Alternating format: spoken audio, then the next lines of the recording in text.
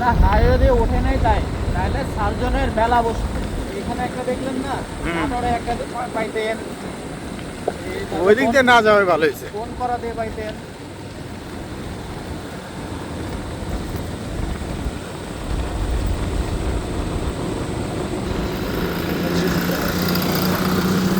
এইবার ঠিক আছে।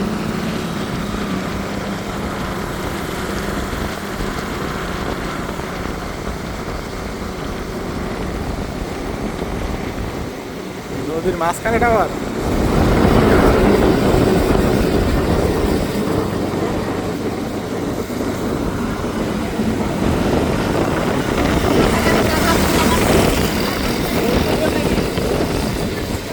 ভিডিও করতে